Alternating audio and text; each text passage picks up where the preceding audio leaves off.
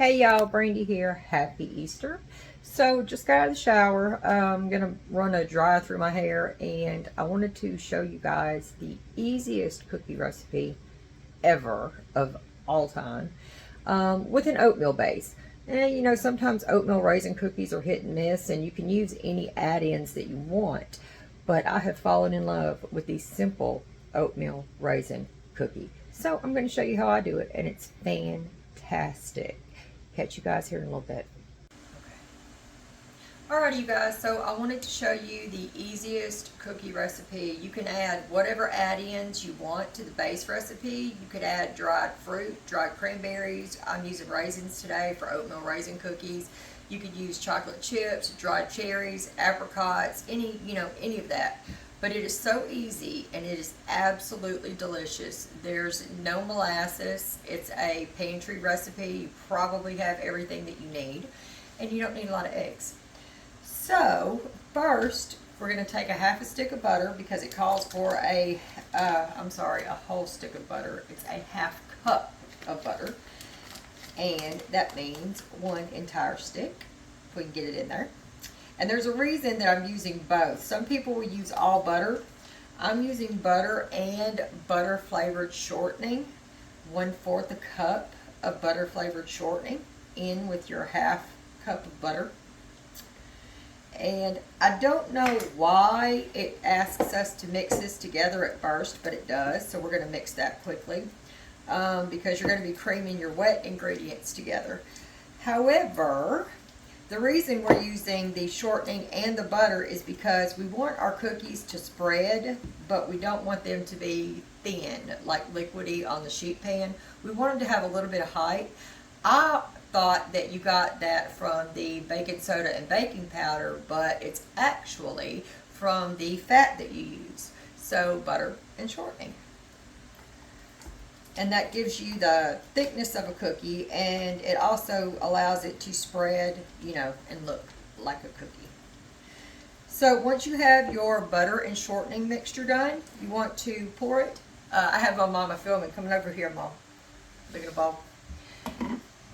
You want to pour it in a bowl for your other wet ingredients, and I have 1 cup of granulated white sugar and 1 cup of brown sugar. No molasses. You can make your own brown sugar if you want to, but I'm not doing that.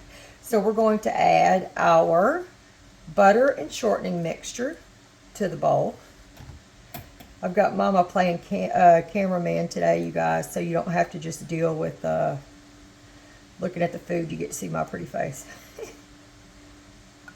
And remember, do wash your hands well and sanitize your little area. I'm kind of very nitpicky about that. Hang on a sec.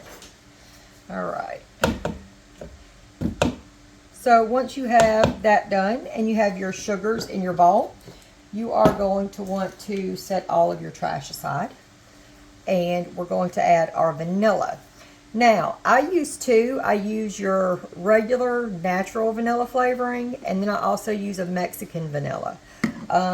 I actually did that the first time thinking I was pretty smart, and now I have to do it every time because I don't know which one gives it the right flavor, or if it's just both of them combined. So anyway, I'm going to use 1 teaspoon of my Mexican vanilla and 1 teaspoon of my regular vanilla. Now you can use 1 teaspoon of whatever vanilla, and that's it. I like the taste of vanilla, so I'm using 2. The recipe does only call for 1 though. So this is my little addition to this recipe. Alrighty. Once you have those done, you're going to want to take your trusty hand mixer, and we're going to cream these together. I'm going to go ahead and do that, and I will be right back with you. Alrighty, guys. Eggs are considered a wet ingredient. Add 2 to your bowl.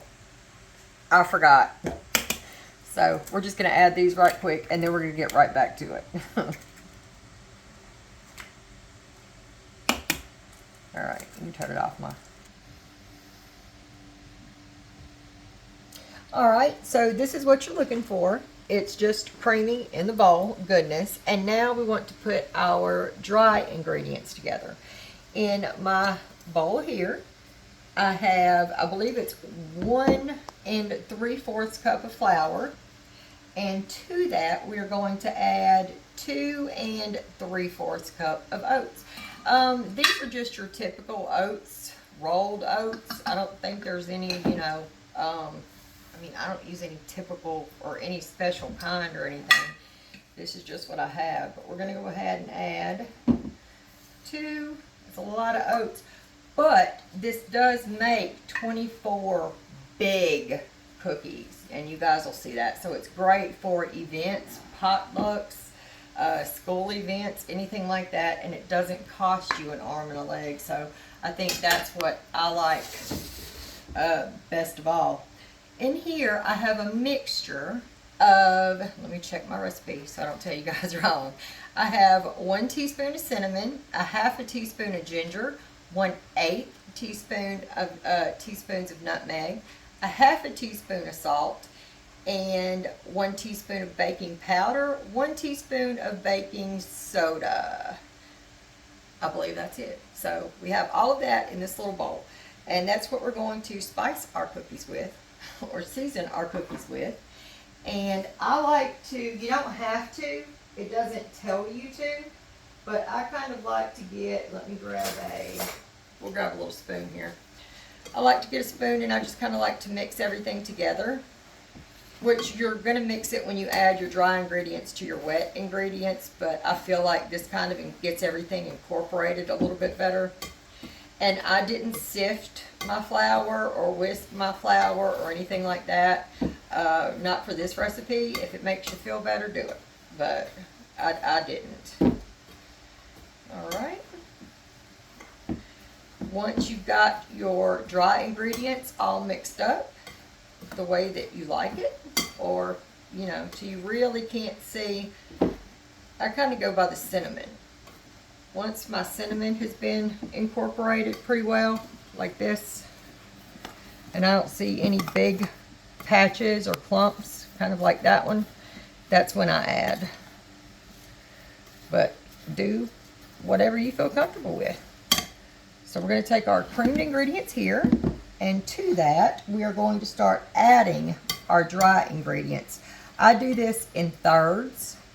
I'll add 1/3 of my dry ingredients. And then I start to kind of mix it up. And I'll put on some gloves here in a second and get in there with my hand, y'all, because this is it's like Play-Doh when it's done, which is awesome because you get to roll it out. All right. And then once I have my first batch of dry ingredients and wet ingredients mixed, I like to add my add-ins. In this case, I'm just adding raisins. It's Easter and I'm making some eggplant rollatini, so I have that on my mind. Do not put onions in your cookies unless you want to. They're your cookies. So don't tell me how to make my cookies. I won't tell you how to do your cookies. Perfectly fine to put onions in them. Raisins. The recipe calls for 2 cups. And make sure you get them on counter. That's important. That's why you sanitize your area, guys. I just add enough until I'm satisfied. I got these raisins out of the freezer, so they kind of want to stick together. Anyway, go ahead and mix these in. Raisins, not onions. All right. And then once they're mixed in, you want to go ahead and add the rest of your dry ingredients. And I will do that. And I'll come back and I'll show you how we finish. All right, you guys. So once you have something that looks like this,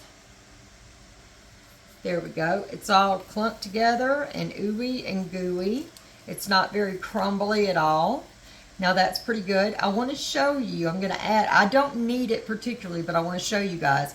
It does say to reserve 1/4 cup of flour in case you need it. If your cookies aren't the right consistency, you just take your 1/4 cup and sprinkle in, you know, whatever you need. And then you just go back in and you mix it until that flour is all mixed in.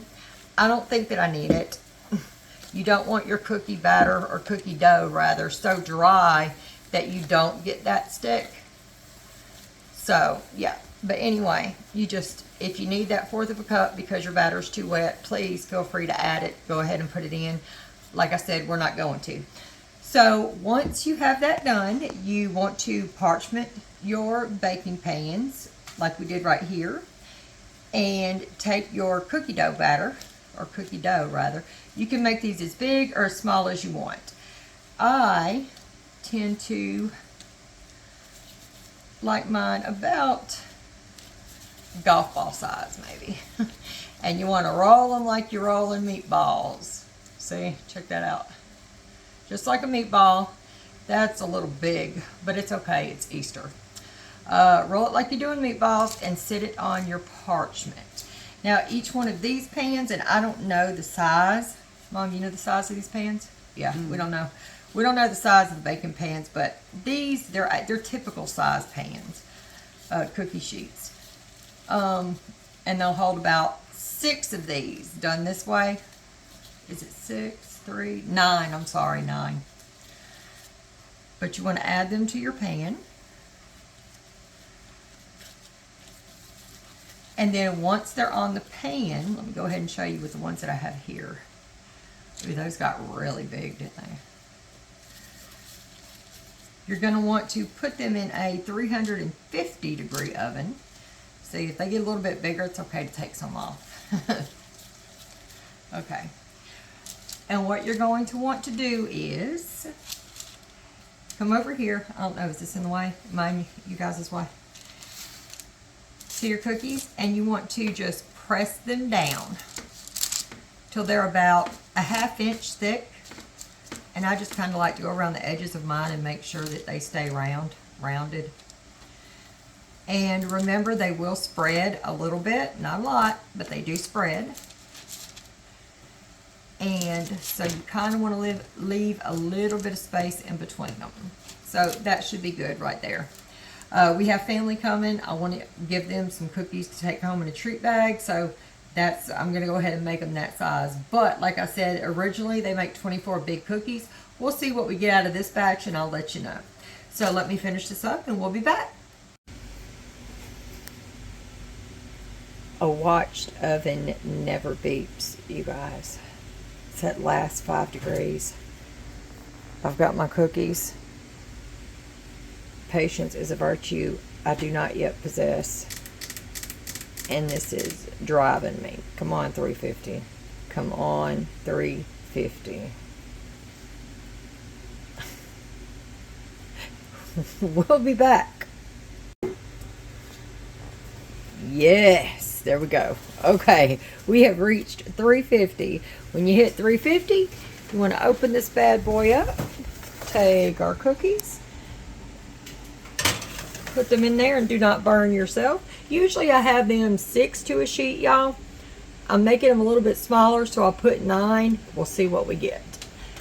There we go. And we are going to set our timer for, I'm going to err on the side of caution and do not 20 minutes. We're going to go ahead and do 8. And, ooh, I feel the heat from that oven. Let's see. 8. Yep. We'll come back and we'll check them because I would like mine chewy. This is at the point you can get them as crispy as you want. If you want them dunkable in your coffee or your milk or what have you, let them go for like 30 seconds to a minute longer. It does not take long for them to go from chewy to you're definitely going to need some milk. So be back here in about a minute and 30 or 7 minutes and 30 seconds. Alright, you guys, first batch down. It's kind of like a pancake. These went for 9 minutes, and let me show you what I'm talking about when I tell you they go from chewy to hard fairly quickly. I did it just until my middle set. My outside edges got a little darker than what I'd like. So instead of letting it go for that 9 minutes like I did, I'm going to go for 8. So this is my trial and error batch. The next one should be perfect. I'm only doing 6 per sheet. I want them bigger, so I'm going to pack them down a little bit bigger. But I'm going to let these rest here on this cookie sheet for about 1.5 minutes, and I'm going to transfer them to a rack so they stop cooking. I'm going to let my sheet pan cool off while these are baking, and then I'm just going to bake them in batches. So I'll let you know how many we get, and I'll see you guys here in a little bit. Okay, y'all, so it is now, I think, Wednesday, and I have 4 cookies left. I was going to film them. I ended up getting 28 cookies out of that batch. However, they didn't last 2 seconds after everybody got here, so I had to fight for these. As a matter of fact, my daughter's over here, and as soon as I brought them out, she's like, oh my gosh, I want one of those. So anyway, I'm going to go ahead and taste test my last one on camera. And I have these in this little, actually, let me show you. Hang on. Hang on. Yeah, right here. That's how I've stored them, in the little, just, you know, one of those little Christmas container thingies. So, yeah. Anywho, let's get.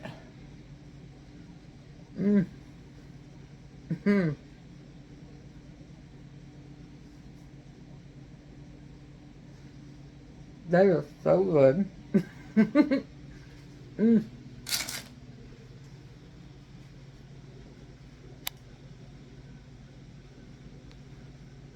I didn't mean to get that big of a bite.